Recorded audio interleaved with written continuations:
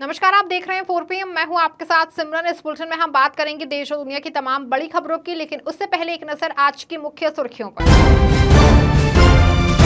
SC/ST आरक्षण में creamy layer पर अखिलेश यादव का बीजेपी पर हमला, कहा आरक्षण पर बीजेपी की विश्वसनीयता शून्य।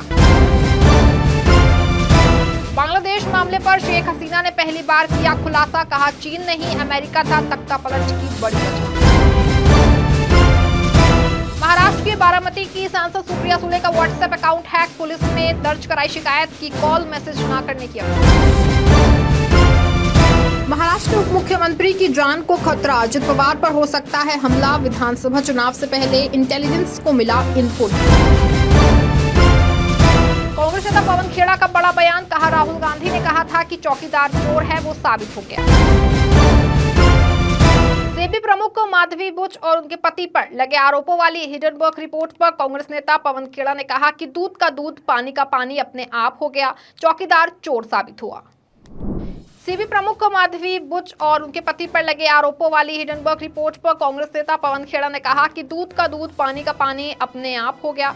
भारत सरकार ने कोई विशेष जांच की तरफ ध्यान नहीं दिया था। हिंडनबर्ग ने ही एक और रिपोर्ट निकाली जिसमें उनके सारे कारनामे सबके सामने आ गए। ऑफशोर कंपनी में उनके निवेश सामने आ गए। अब जब सब कुछ सामने है तो सवाल उठता है कि माधवी बुच को अब सेबी का प्रमुख बनाया था, तब क्या भारत सरकार को ये जानकारी नहीं थी? अगर नहीं थी तो ये बहुत बड़ी विफलता है। राहुल गांधी ने कहा था चौकीदार चोर है, वो साबित हो गया। कांग्रेस महाराष्ट्र प्रदेश अध्यक्ष नाना पटोले ने सत्तारूढ़ महायुति गठबंधन पर विधानसभा चुनाव से पहले आरक्षण के मुद्दे पर ओबीसी और मराठा समुदाय के बीच दरार पैदा करने का आरोप लगाया। कांग्रेस की महाराष्ट्र इकाई के अध्यक्ष नाना पटोले ने सत्तारूढ़ महायुति गठबंधन पर विधानसभा चुनाव से पहले आरक्षण के मुद्दे पर ओबीसी और मराठा समुदाय के बीच दरार पैदा करने का आरोप लगाया। बता दें, पटोले ने कहा कि महाविकास अघाड़ी विधानसभा की 288 में से 185 से अधिक सीटों पर जीत हासिल करेगा।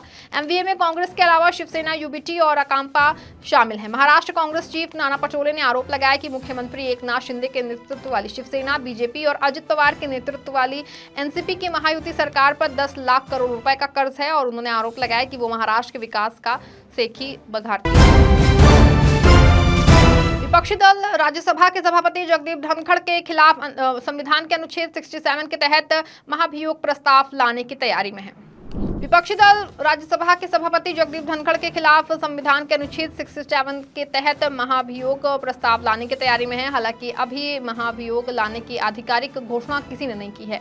बता दें, राज्यसभा के सभापति को हटाने के प्रस्ताव पर भले ही जरूरी 50 के बजाय 87 इंडिया ब्लॉक सांसद अपने साइन कर चुके हैं, लेकिन विपक्ष इस प्रस्ताव को जमा करने से पहले बातचीत से बीच का रास्ता निकल जाए, आपसी मतभेद दूर हो जाए। विपक्ष इस रणनीति पर आगे बढ़ने का मन बना चुका है। वही विपक्ष को एहसास है कि नंबर गेम में वो पीछे रहेगा, लेकिन बड़ी बात इतिहास में काला अध्याय दर्ज करने की है। इसीलिए अगर सत्ता पक्ष और चेयर से बीच का रास्ता निकलने की गुंजाइश है तो विपक्ष तैयार है। महाराष्ट्र के पूर्व मुख्यमंत्री और शिवसेना प्रमुख उद्धव ठाकरे के काफिले पर नारियल और गोबर से हमला किया गया, जिसको लेकर संजय राउत ने चेतावनी देते हुए कहा कि दोबारा अपराध किया तो। महाराष्ट्र के पूर्व मुख्यमंत्री और शिवसेना प्रमुख उद्धव ठाकरे के काफिले पर नारियल और गोबर से हमला किया गया। इस हमले पर पार्टी के नेता संजय राउत ने प्रतिक्रिया दी और उन्होंने इस हमले के बीच दिल्ली में बैठे अहमद शाह अब्दी पर निशाना साधा। संजय राउत ने हमलावरों से कहा कि उनका इस्तेमाल किया जा रहा है।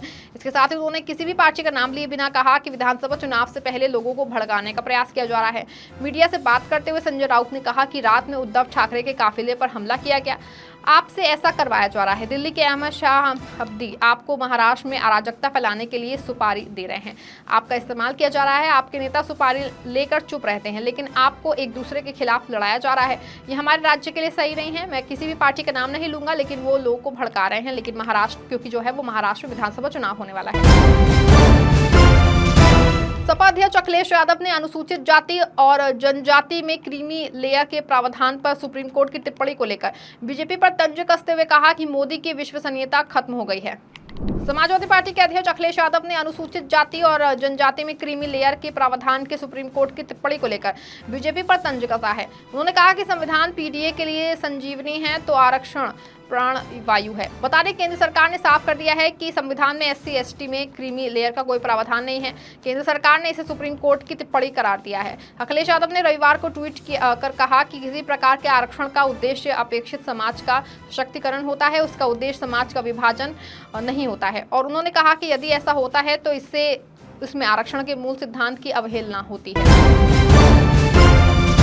विनेश फोगाट को राज्यसभा में लाने की चर्चा जोरों पर है। इस बीच हरियाणा के पूर्व उप मुख्यमंत्री दुष्यंत चौटाला ने राष्ट्रपति द्रौपदी मुर्मू से मांग करते हुए कहा कि महिला पहलवान विनेश फोगाट को राज्यसभा के लिए मनोनीत किया जाए।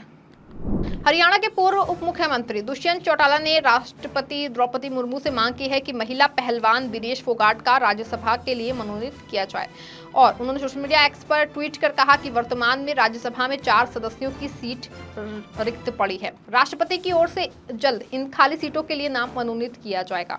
उन्होंने प्रधानमंत्री और राष्ट्रपति से अपील करते कहा कि क्रिकेट खिलाड़ी सचिन तेंदुलकर की तरह देश की बहादुर बेटी विनेश फोगाट को भी राज्यसभा के लिए मनोनीत किया जाए। जम्मू कश्मीर में आतंकी हमलों के बीच उपराज्यपाल मनोज सिन्हा ने चुनाव को लेकर बड़ी बात कही है। जम्मू कश्मीर में आतंकी हमलों के बीच उपराज्यपाल मनोज सिन्हा ने चुनाव को लेकर बड़ी बात कही है। बता दें कि सिन्हा ने रविवार को कहा कि चुनाव आयोग के पास केंद्र शासित प्रदेश में विधानसभा चुनाव तय करने का अधिकार है। साथ ही उन्होंने उम्मीद जताई है कि जम्मू कश्मीर में जल्द ही लोकतांत्रिक प्रक्रिया शुरू हो जाएगी। एक कार्यक्रम के दौरान LG सिन्हा ने कहा कि जम्मू कश्मीर में विधानसभा चुनाव कराने के लिए सुप्रीम कोर्ट ने 30 सितंबर की समय सीमा दिया है। जम्मू कश्मीर में विधानसभा चुनाव कराने के लिए राजीव कुमार के नेतृत्व में 3 सदस्यीय चुनाव आयोग की टीम का गठन किया गया है। बता दें कि 2018 में PGP भाजपा सरकार के गिरने के बाद जम्मू कश्मीर 6 साल से अधिक समय से केंद्र सरकार के शासन में है। एनसीपी नेता अजित पवार द्वारा नाम और भेष बदलकर विमान से यात्रा करने का मुद्दा पिछले कुछ दिनों से लगातार चर्चा में है, जिसको लेकर अजित पवार ने बड़ा दावा किया है। राष्ट्रवादी कांग्रेस पार्टी के नेता अजित पवार द्वारा नाम और भेष बदलकर विमान से यात्रा करने का मुद्दा पिछले कुछ दिनों से लगातार चर्चा में है। नई दिल्ली में पत्रकारों ने अनौपचारिक बातचीत में अजित पवार ने स्वीकार किया कि वो नई दिल्ली में केंद्रीय गृह मंत्री अमित शाह से 10 बार मिल चुके हैं। इस मौके पर अजित पवार ने कहा था कि उन्होंने वेश बदलकर और नाम बदलकर विमान में यात्रा की और अब इस पर अजित पवार ने यू टर्न ले लिया है। अजित पवार ने कहा कि ऐसी खबरें थीं कि मैं भेष बदलकर दिल्ली जाता था, मुझे नहीं पता था कि ये खबर किस आधार पर आई, लेकिन अगर ये साबित हो गया तो मैं राजनीति से संन्यास ले लूंगा। इस बुलेटिन में फिलहाल बस इतना ही। ऐसी तमाम राजनीतिक खबरों के लिए बने रहें और जुड़े रहें 4 PM के साथ। धन्यवाद।